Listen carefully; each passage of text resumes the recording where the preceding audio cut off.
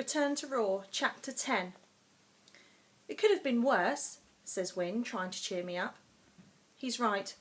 I'd have lost an eye if I hadn't twisted my head as the unicorn lunged at me. Instead, he hooked my t-shirt onto the end of his horn, then ran around the clearing, tossing me from side to side before hanging me on a stubby branch.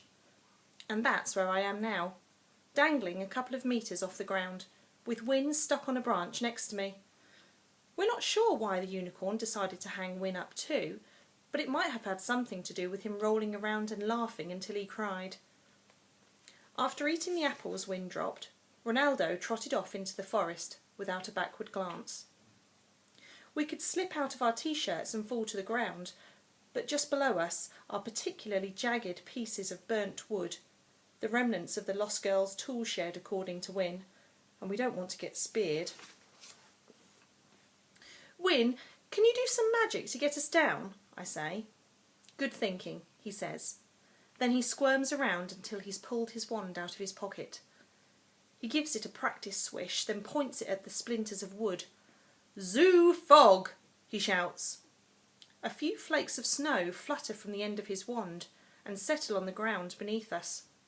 That's not right, he mutters. Caribou log!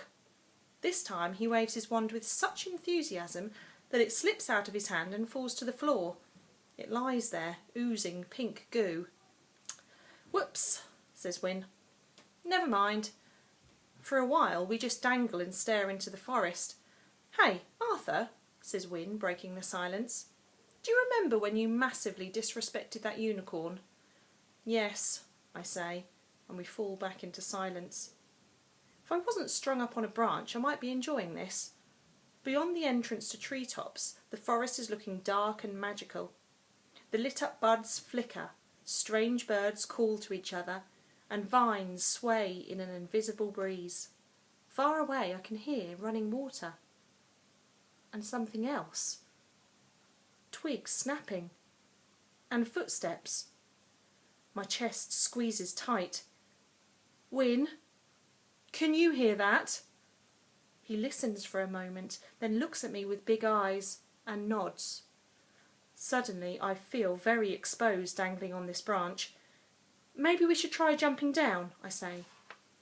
The footsteps have stopped, but I've got the overwhelming feeling that somewhere in the dark trees, someone or something is watching us. Yeah, maybe, Wyn says. But neither of us move. Those bits of wood below us really are very sharp. Instead, we stay where we are and listen for the brush of feathers or the crackle of straw. And we look for a pair of blinking button eyes. There, says Wyn, pointing into the gloom. I can see someone. I follow his trembling finger. He's right. Someone is standing in the shadows, watching us. My legs start to shake. I'm about to wriggle out of my t-shirt when there is an explosion of movement and a black shape leaps out of the trees and hurtles towards us.